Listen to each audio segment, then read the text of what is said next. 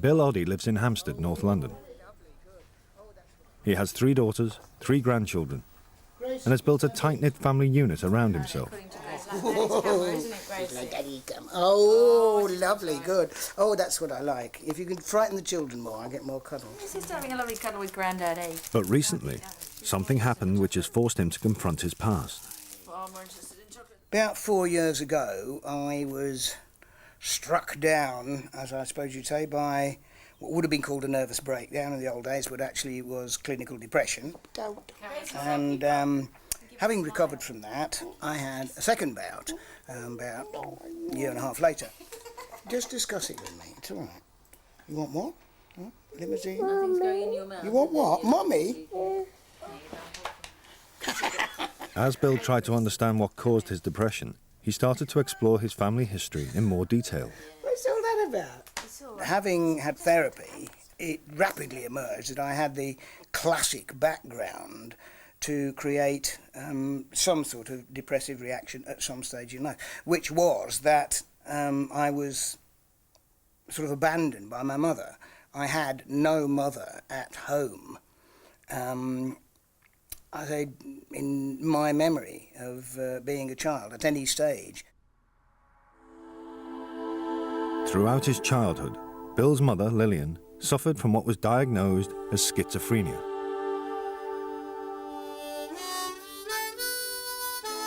From the onset of her illness until her death 14 years ago, Bill saw his mum just a handful of times. If anybody had asked me, what do you think of your mother? I would just say, I hate her. Not because I knew what she was, but and what I was really saying was I hated the story I'd got, which is she didn't care enough about you, you know, whether she was ill or not. You don't think that when you're a kid. You just think you've been abandoned, or you just feel you've been abandoned.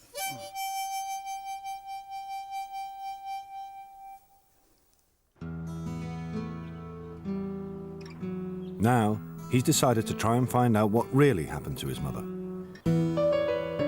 This isn't curiosity, this journey, it's self-help. Bill is heading for the Birmingham suburb of Quinton.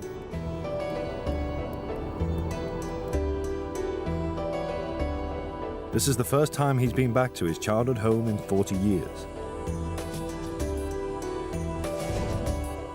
When I look back at my childhood, I only have about 4 images which involve my mother. They are like a scene out of a movie.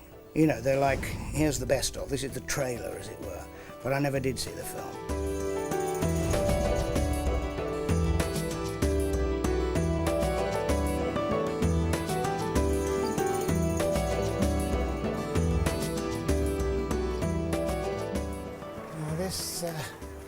This really does feel like coming home. Oak Tree Crescent. What a verdant name, eh? On the edge of Birmingham. Quinton, Birmingham 32, as was then, but presumably got some other postcode. And this was home to me. Whether it was home to my mother, I'm still not absolutely sure. Maybe it's going to jog my memory when I go in there, but this was the bit I really liked, because this was the cricket. Oh, not quite an oval, it's a circle, isn't it? Painted on there, or chalked on there, would be the wickets. And it was on this very cricket ground that I scored 423, I think it was, once. Into the next garden's a 6. It's only about 3 yards away, so it wasn't that difficult.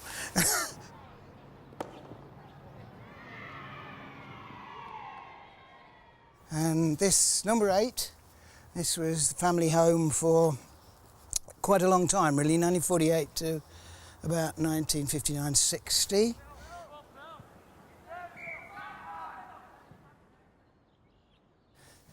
I have to say it's a great deal sprucer and cleaner than when I was here, because, to be absolutely honest, I don't have that happy memories of inside this house. Bill lived here with his father Harry and his granny Emily from the age of 6 to 18. For most of the time, I'm afraid this was a complete, I was going to say, I was going to say shit heap, actually. I probably shouldn't do that, should I? But it was a complete tip, this room. It really was a junk room. There was just stuff all over the place. I can't even remember what, but it was a mess. We didn't come in here at all. And this was, well, quite frankly, I think it was the result of my dad allowing, if you like, my granny, his mum, to sort of dominate the whole place. And so the whole place, to a point, became, well, it's a weird thing to say, but like an old lady's house.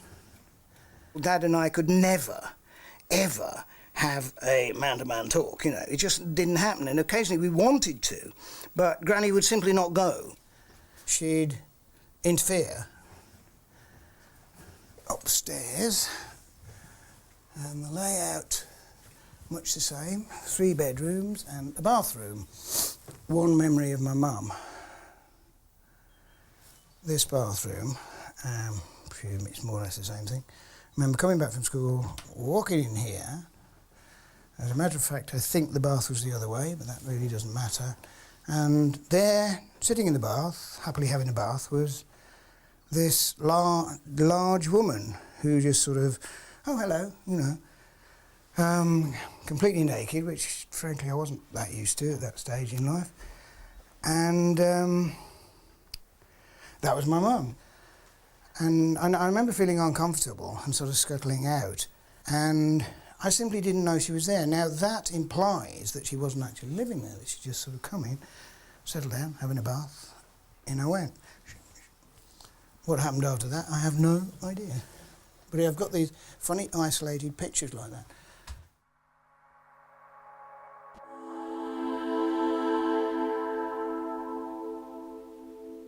Trevor.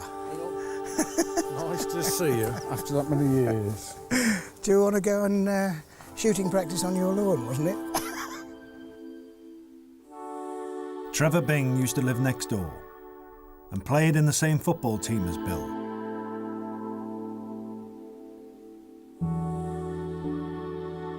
I remember your mum coming and playing the piano. Really? Yeah, because your mum was a good pianist, wasn't she? News to me. No, your mum was a good pianist. Seriously is news to me. No, very good pianist, your mum, honestly.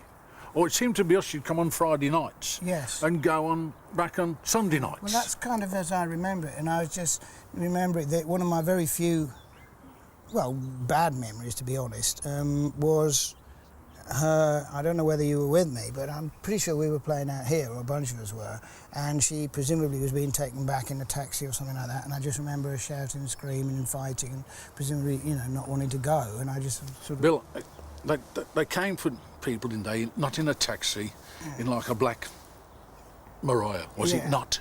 I think it probably was. If I'm honest, you know. But we didn't know that at the time. No.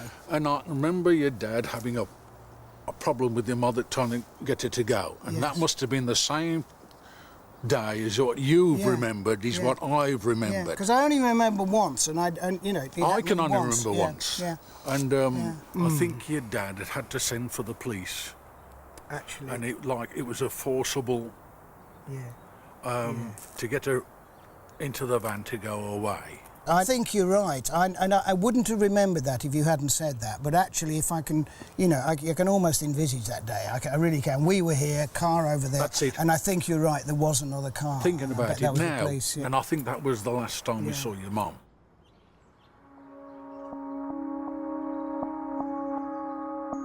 Bill's mother Lillian was taken here, Barnsley Hall Psychiatric Hospital on the outskirts of Birmingham. In the 1950s, she was one of 150,000 residents in mental institutions throughout the country, more than 10 times the number detained today. The hospital closed in 1995 and is now the centre of an executive housing estate.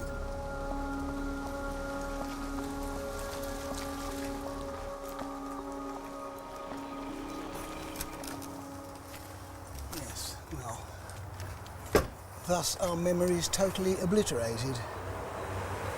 It's quite clearly this place has been completely redeveloped. Funnily enough, there isn't a blue plaque saying this used to be, well, what do we call it? In those days, let's face it, it was an asylum, sanatorium, the loony bin, something like that. Bill's mum was one of 1,000 patients at Barnsley Hall. Over half were women. 2 former nurses remember looking after Lillian while she was here. Oh, Bill, lovely. Oh, lovely to see you. Oh, that's very sweet. I looked after your mother. So I gather. Yes. Yes. Yeah. But, What's your name and what's your name? Mine's Helen Prescott. Helen? I looked after your mother. Yeah. Yes. And you, Mamie Collins. Mamie. Yeah. Mamie and Ellie. How much do you actually remember Lillian as a person? I know there were many, many people. I know. Lillian was about your height, Yeah. and she got dark hair. Not by the time I met her, but it was... Oh, what a you shame. see what I mean? She was And very I'm trying to- jolly, always Oh, happy, yes. always happy. And she Yes. used to sing. Yeah. I used Really? I Yeah. used to hear her singing. I'm sure it They was had a her. piano on the wall, didn't they? Oh, every Yeah. ward had a Yeah. lovely grand piano. Piano. Well, was Lillian here a long time, though? I mean, it was She was many about- years, wasn't it? Years ago, I should think 4 or 5 years. I think it might have been more, More than actually. that. Really? Yeah, about 20, I think. 20? Really? The only thing I was ever told was that she was violent and schizophrenic. No, she wasn't. Because she violent. wasn't Not violent here. here. Oh, no. No, and she wasn't a schizophrenic. She was a manic depressive. Is that what she... Yes. How was that controllable in the hospital in those days? I mean, if she were... You They remember had going... medication. Medication. You had to assess them and see what they were like, and then you dealt with them. And then it progressed from tablets and... That's right. They gave me ECT came ECT, out. Yes, and yeah. that was marvellous. I Yes. know it's a frightening thing. But today it's much better. Yeah. When they first brought it out, It was they really terrible had a then. fit, and it Yeah. took 40 Yeah. nurses to hold them down. Yeah. Yes, but Electroconvulsive therapy, or ECT as it was known, was introduced to Barnsley Hall in the 1950s as a radical new form of treatment for manic depression and schizophrenia. Patients received a series of electrical shocks aimed at improving the chemical balance of the brain.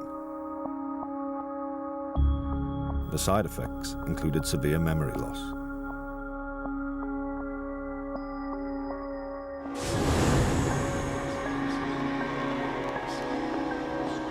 The only time I ever remember coming here, I was, I think, about 15. And it was explained to me that I was being brought as sort of an experiment to see whether my mother recognised me. Doctor then sort of escorted me down what to me in memory was a very long corridor, and there seemed to be sort of shafts of sunlight coming in. I got that memory. And eventually I got to, I think it was like a little alcove or something.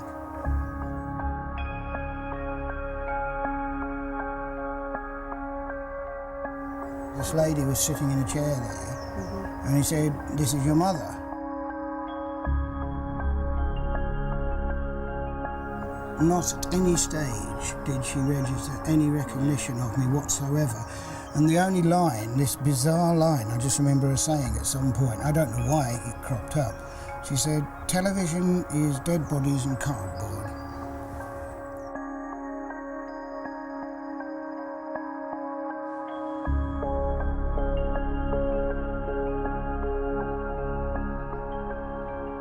Because my home life was not that normal and stable and cosy, I got out in the countryside a lot and got involved in birds and wildlife.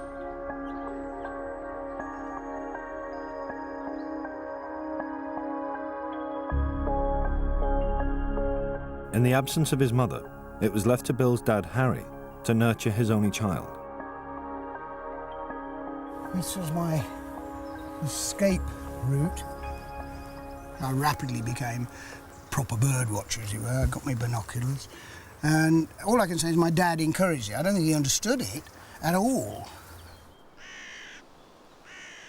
His love was expressed in a practical way almost. You know, he organised things. He was very, very anxious that I had the education he hadn't had and perhaps achieve things and so on and so forth. He lived vicariously through me. I don't think there's any doubt about that. And I think I'm quite lucky that I didn't find that a pressure.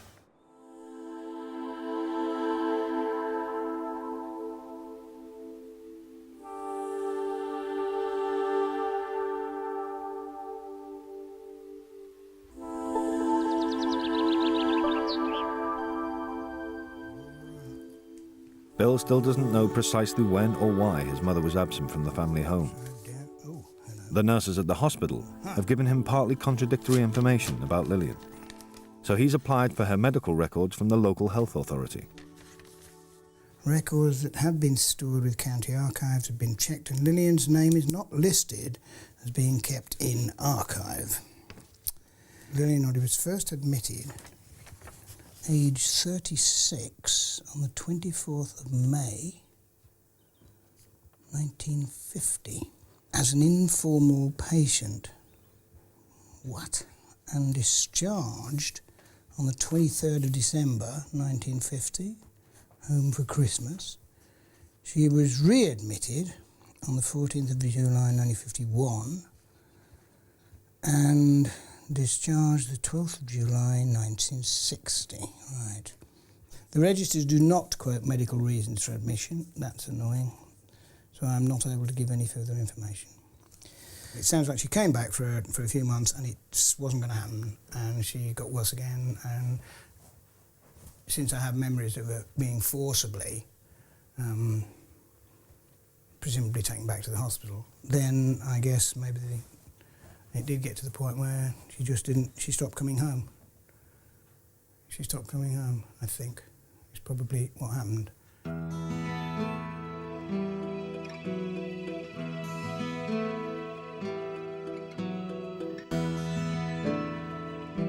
Bill is no closer to solving the mystery of his mother's confinement to a mental home. One person who might be able to shed light on the matter is Bill's Aunt Marjorie, who he lost touch with until very recently. It's only now, really, that it struck me that here is the last link. If I'm ever going to find out what really happened to my mother, then a visit to Auntie Marjorie is essential.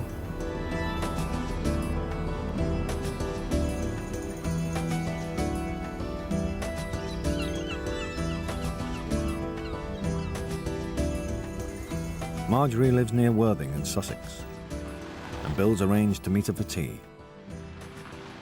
Hello, madam. How are you doing, sweetheart? The bit, though, Margie, which I have to say is still shrouded in total mystery to me, is how she ended up in Barnsley Hall. That was your grandmother's doing. But how did it happen? What had she done? Because your grandmother was nagging at her, and Lillian was brushing the hearth, it was a coal fire in those days, and she had a hand brush and a dustpan, and she, shut up or else kind of thing. Yes. And your grandmother, she didn't hit her, but your grandmother told your dad. And he, called a doctor in or somebody and said, yes, this woman's getting violent or something? No, well, she became hysterical because of your grandmother. Because she was always there was your grandmother. That was the trouble. Tell me about it. I know. How old was Mum when she had me? It was only 41.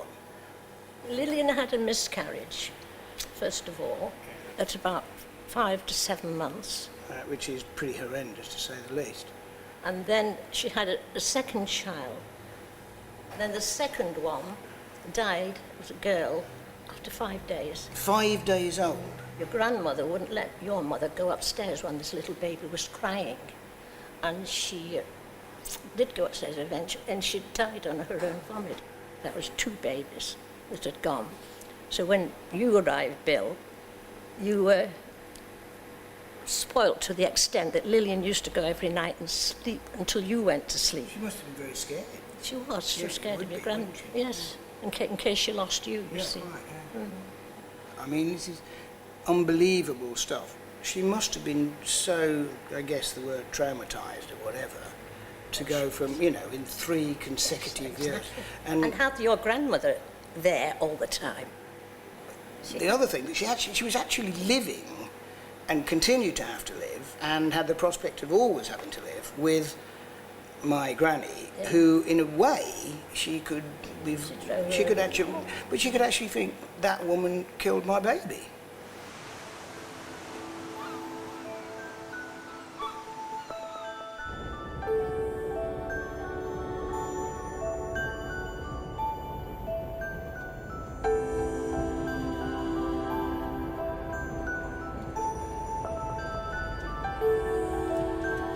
At various stages in life, I've wished I had a sister. Not a brother, a sister. And of course the irony was that I nearly did have.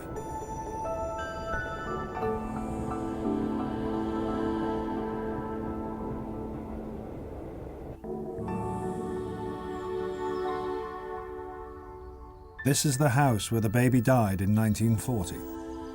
At that time, Bill's parents lived here in Rochdale before they moved to Birmingham. Bill's come to Rochdale Town Hall, which keeps a record of all local death certificates. He's looking for official confirmation of Marjorie's version of events. A smashing building. I'm glad it came back.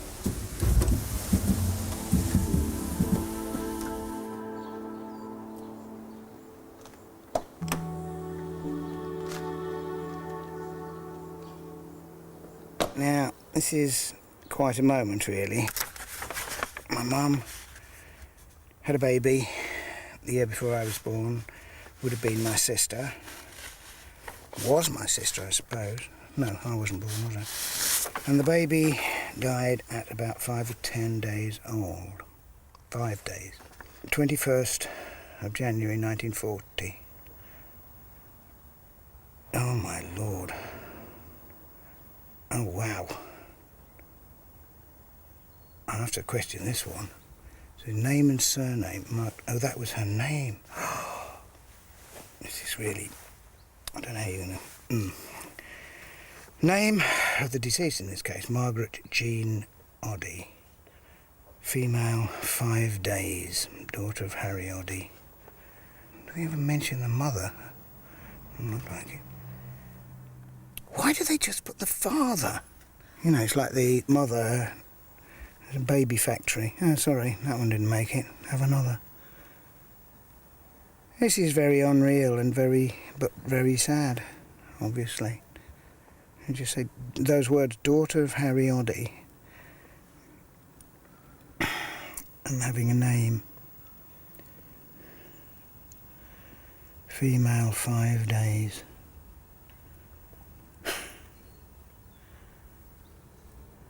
Just imagine what that must have done to everybody. Cause of death. It's got one A in a bracket, inanition. Inanition. What the flipping heck is inanition? Bill wants to know more about how and why the baby died. He's seeking help from consultant paediatrician Dr. John Walker-Smith. It's a change from musty corridors, isn't it? Hi. John? Hello, Bob. Nice to meet you. Hi. Hi. Do sit down. Would you like to get comfortable there? I'm not staying long, Right. unless you've got a very long explanation for me. I don't know. No. This is Right. Death certificate. Yes, I'd like to see that if I may. There you go. And this is what rather sadly would have been a sister. I was born Right. the next year. And what I absolutely have no idea where it says cause of death. Is the word inanition. What this means here, I think, is that you've got a poorly nourished baby who may also have been dehydrated as well. It doesn't tell us anything about the actual immediate circumstances of death. Well, I can... Okay. Right. You see, for a start, I have been offered a picture of the fact that the baby was crying. My mum wanted to go to it. My granny, my father's mother, said, no, let her cry, and sort of stopped her going there. Right. And eventually, when they did go, the baby was dead. Leading question, I guess, if anybody had gone straight in when a baby was crying, would that have saved the baby, or would something have happened anyway? I think with the overall diagnosis of inanition, I think it's the baby's outlook. That's the chances of surviving were pretty slim at that time. Yeah. Today, that would not be the case. No. I mean, it was a time when infant mortality in England and Wales was significantly higher. Yeah. Now, if we look at the part of the country where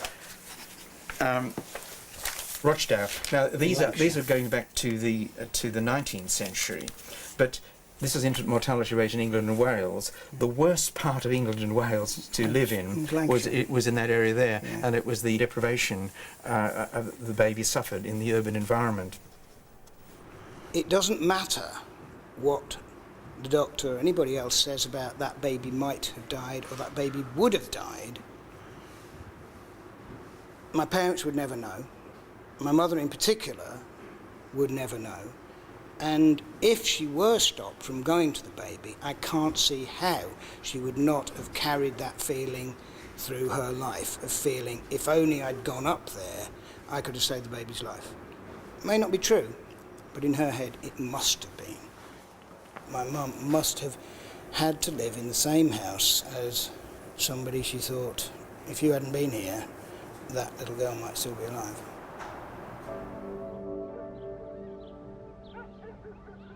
When the baby died, just after the Second World War began, Rochdale was one of the poorest areas in the country. But in 1877, when Bill's granny Emily was born, this was a thriving mill town at the heart of industrial Britain. But what sort of person was Emily? And what sort of world did she inhabit? Bill's hoping that another Aunt Marjorie, who also grew up in Rochdale, may be able to provide some answers. You've got a family resemblance. Oh, don't say that. What, you don't want to be part of the family? Oh, thank you very much. Oh, dear. Wow. Is Want this to take your jacket off? Yes, I do, actually. Thank you much. My granny was Emily Worrell. Yes. Now, the Worrell family, what memories do you have of them, or what were they like? They weren't very communicative. Right. They were a bit of a distant family, you know. We weren't a close family on that side. Right. My father was a very hard, difficult man, and then there was Emily. Yeah. And if she was anything like my father, I should think she was a very difficult lady. I can picture her, grey hair and a bun, which was That's right. the thing in those days. It was, wasn't it? Emily would have been a young woman in the late 19th century, long before you and long before me. And I'm just trying to get a picture, of what would life have been like in a northern town for somebody who's from I suppose, a working family, really. She was a weaver. My mother worked from the age of 12, and I think that was quite normal in those days. Was, yeah. She used to work mornings in the mills, school in the afternoons one week, and then reverse it the following week. Right, so did both. And that was from 12. Yeah. School and work in the Arrow Mill, I believe, and I would imagine Emily was the same, that she would work from a very early age. Yeah. Arrow Mill was the last mill to close in Rochdale in the late 1970s. Today it's used as a storage warehouse. The 1891 census confirms what Marjorie suspected. Emily was working in the mills at the age of 13, one of 100,000 child labourers in the northwest alone. With school taking up half the day, it was quite usual to work 6 hours in the mill, from the ages of 11 to 14, when full-time employment would begin. To be honest, I don't think I've actually learnt much about Emily that changes my opinions. It does sound to me as though, unfortunately, she was not a particularly demonstrative, affectionate, tactile sort of person. It sounds as though there was a lack of communication amongst the family, that it wasn't a very warm family as such. Emily was 30 when she married Bill's granddad, which was late for a woman in that era. Bill's gone back to the town hall to find out who her husband was, a man he knows little about. It's weird to think my granny dominated my life so much when I was a kid, and never, though, at any point, did I think, where was Grandad? Who was Grandad? And it's only very recently that I've found out. What I have discovered is that he rejoiced in a rather grand name of Wilkinson, Oddie, presumably Wilkie for short or something, and he must have died long before I was born, otherwise I presume I either would have remembered him or somebody might have mentioned him occasionally. And this is his death certificate. Died 23rd of February 1927, yes, a little bit before my time. Wilkinson Oddie, male, 62 years old. Occupation, overlooker for cotton blanket weavers. Some kind of supervisor, I suppose.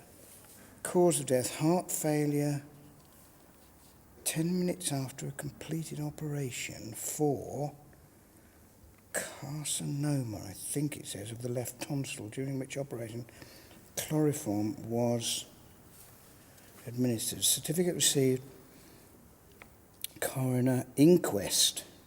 There's something strange about that, isn't there? Why an inquest? Why mention the chloroform? And he died after or during an operation. Coroner's inquests are held when there are suspicious circumstances surrounding a death. So what happened to Wilkinson?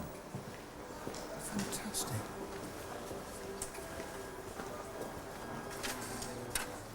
Right. This is a death certificate from my grandfather. It says there was an inquest. Would that still exist, or are there any records? Or something like that? The inquest report might not exist, but there'll probably be something in the local paper. We can get you the... In the paper? Yes, local paper. They reported incidents of inquest in the Oh, did Rochdale they? Observer. Oh, fantastic. So, what date is it? Grandad's diary.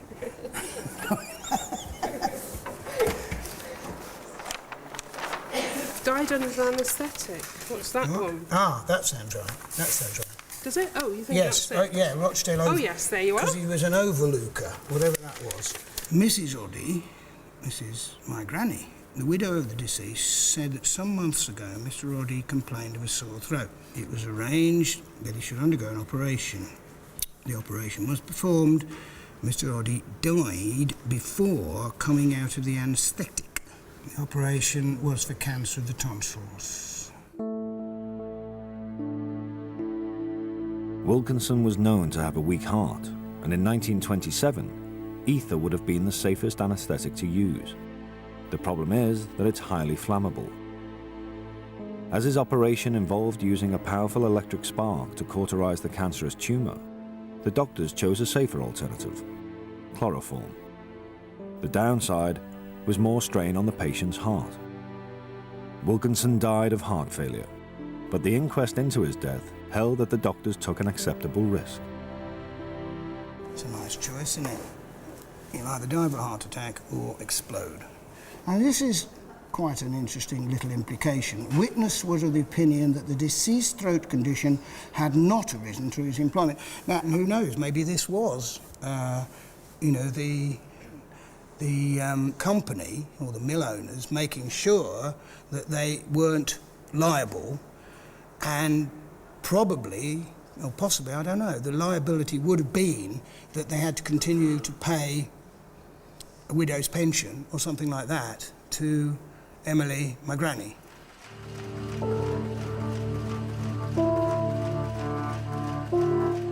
Wilkinson died in 1927, leaving Emily to look after Bill's dad, Harry, who was then 17. By then, the British cotton industry was in decline, struggling to survive against cheaper competition from India and more efficient technology in Japan.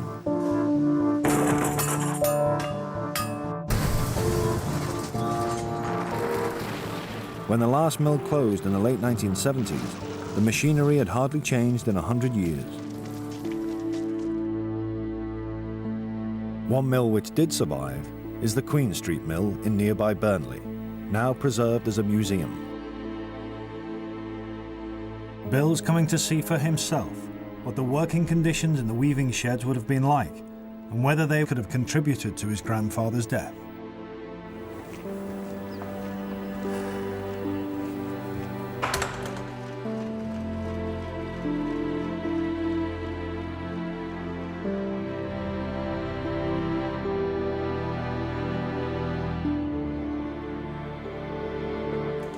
Inside mill. I'm allowed to do Lancashire accent because I'm from here, so that's all right. But I'm very aware that I'm kind of, I don't know, fighting the comic tradition or something, because, let's face it, trouble at mill and so on and so forth is, at this distance, you know, is passed into sort of comedy legend. And they call it manual work, but I tell you what, I mean, if you couldn't read, you were in trouble too. 'Cause look at this. These are operators' don'ts, real thing, for the Barber warp dyeing machine. Let's estimate 10, 20, 30. There's like 40 don'ts. There isn't a single do, by the way. And this is the sort of thing. Don't let oil accumulate on contact block. Don't forget to see that stumblers are free to act. Don't let carbon dust or dirt accumulate on commutator.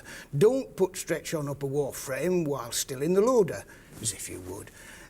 Don't forget too much angling loading causing breaks. It does. Too much angling loading causing breaks. And you can't help laughing, frankly, because I mean, you can't write that stuff. 40 unintelligible don't do this. You say, do try and understand what it means. But no joke.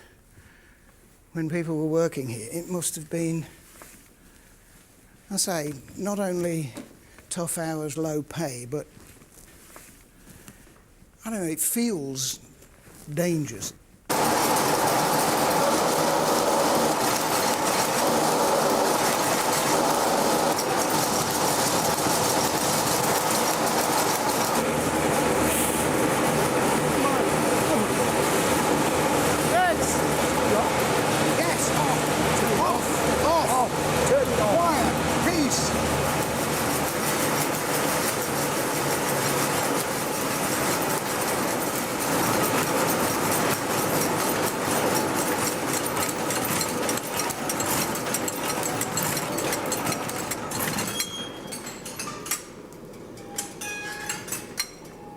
Hey, I'm used to loud rock and roll music, but that was heavy metal plus, wasn't it?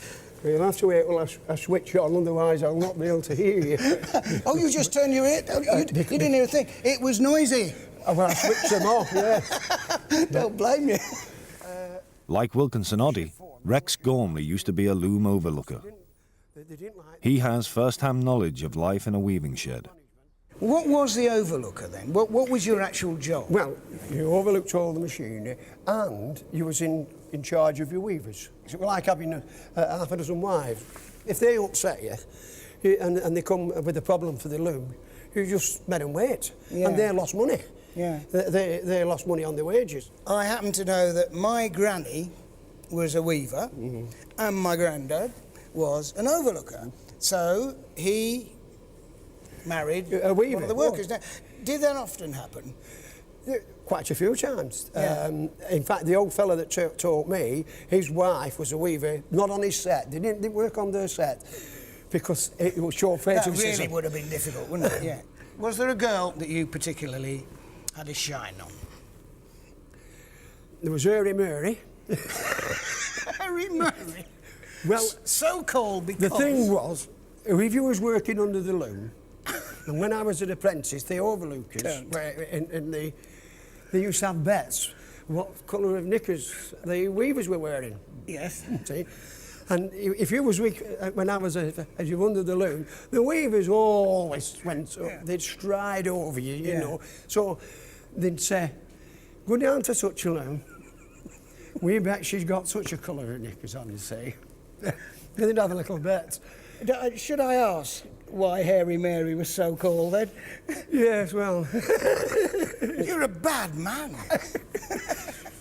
I mean, it has to have been really, really dangerous, because that's what struck me. It's all right standing here now, and it's kind of peaceful. With all the moving parts that we had on, the flying shuttles, of course, hitting you in the face, you'd be doing something, and the shuttle would come straight out of that loom. Yeah.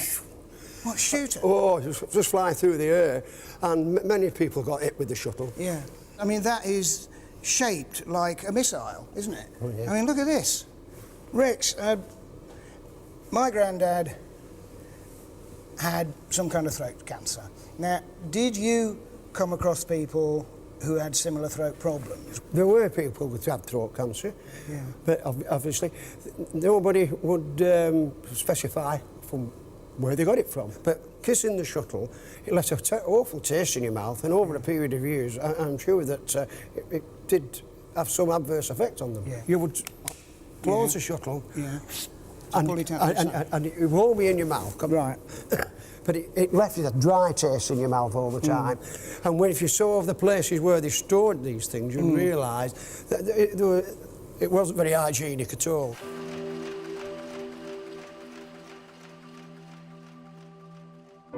Kissing the shuttle involved sucking in thread in preparation for weaving. It was finally banned in the 1950s because it was shown to damage the lungs. And after talking to Rex, Bill thinks it may also have had something to do with his grandfather's throat cancer.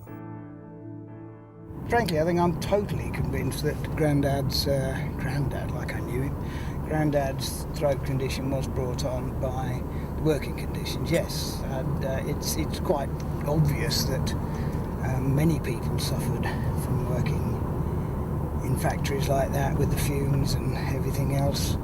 And I would thought there was no doubt whatsoever that that's really what it was, that brought on the cancer. OK, it wasn't the cancer that killed him, but it would have done.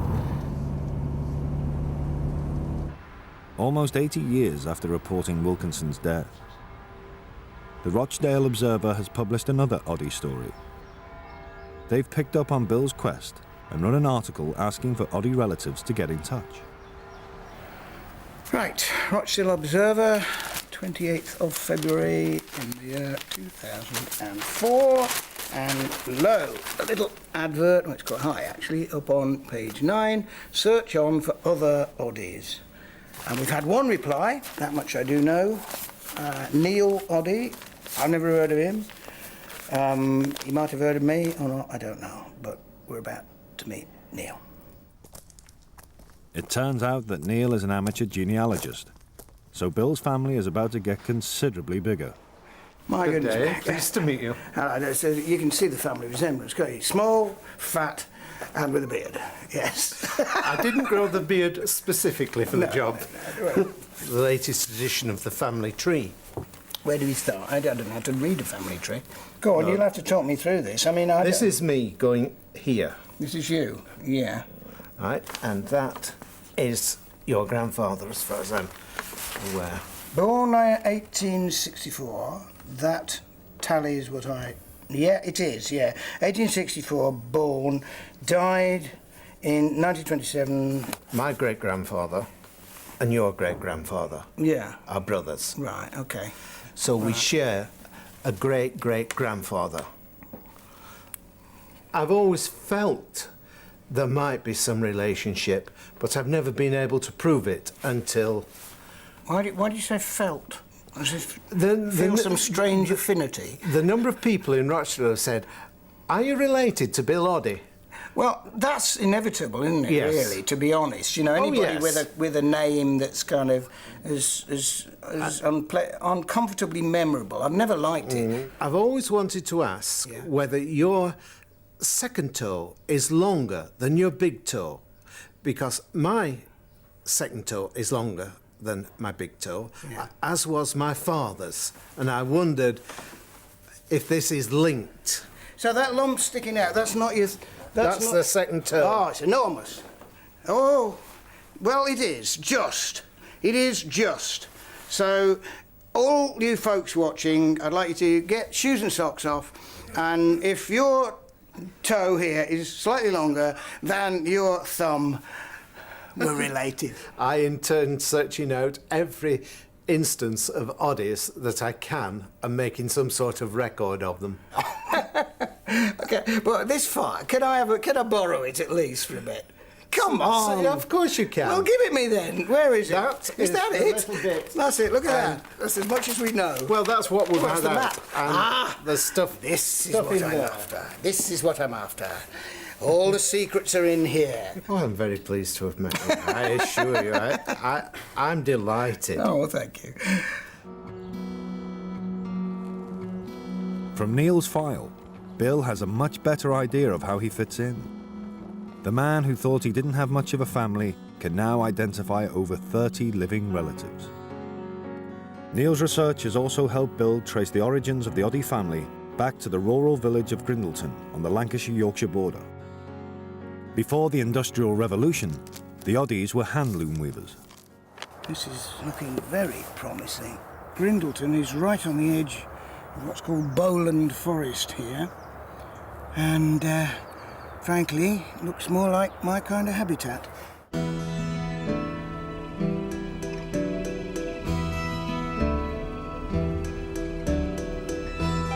Going from that family tree, it was pretty obvious that the family might have started here, 1710 or so, whatever it was, but then moved out of the country into the towns as the hand mills closed down. There weren't very many of them, were overwhelmed by the Industrial Revolution. It was the big move from the country into the towns, which happened all over England, of course, not just up here. But Bill has discovered another branch of the family that resisted the lure of the Industrial Revolution and stayed behind in Grindleton. If I get to this place and it's as nice as this, and I think, well, this is where the Oddies started out, I'm going to be cross. What the flipping heck did you ever move from here?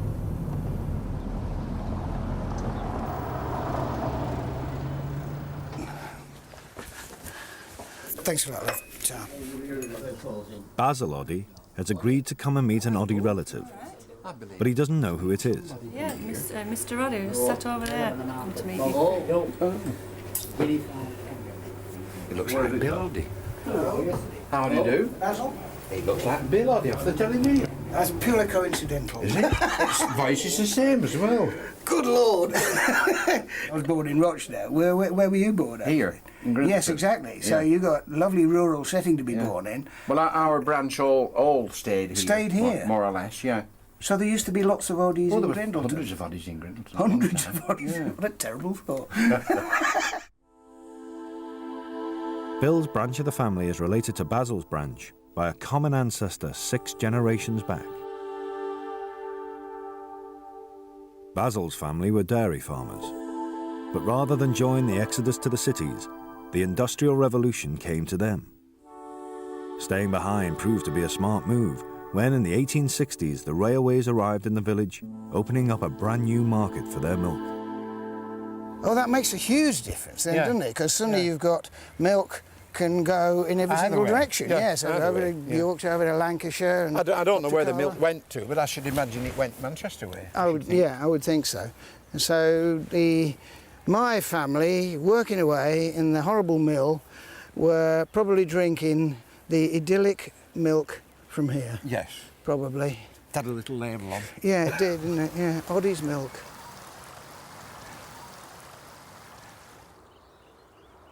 This is Oddie country. Yes, it's ours. Which bit do you want? No, I'm having that nice bit. Oh, yeah? Oh, yeah, okay, right. Yes. And I'm having the river. You want the river? Oh, you're greedy. Yeah. Oh, these council, you can have the council houses. You don't want the cement works then? No, you're having that. Cement works, all this will be yours. And that nice bit, that's mine. Well, there's nothing in your bit. That's how I like it. Precisely, exactly. Oddie country.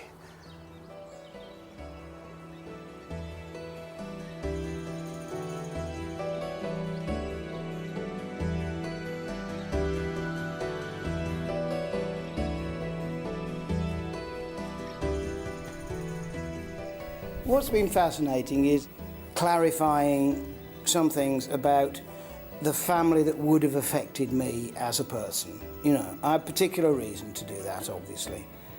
Not knowing what had happened to my mum, not really knowing the background just before that, and that really does affect you.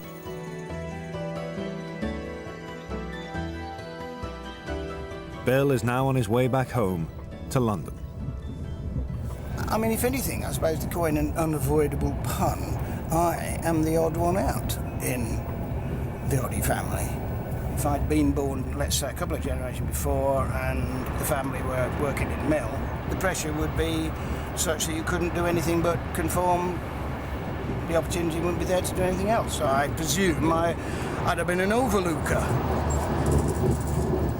All generations just moved from one thing to another, and they didn't have the wealth, the security, the opportunity to really break the mould.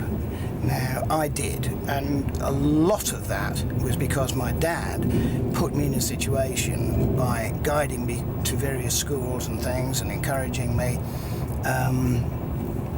to go out and explore and change the whole pattern of what our family did, as it were.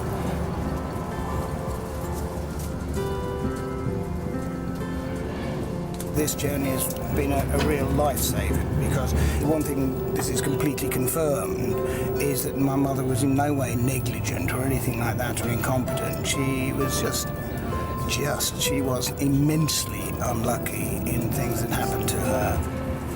But I can really say, you know, I'm really sorry, Mum. I'm really sorry what happened, and I wish I'd known her better, and I wish she'd known me, and I wish she'd had a better life and everything else. And I wish I could have done anything about it.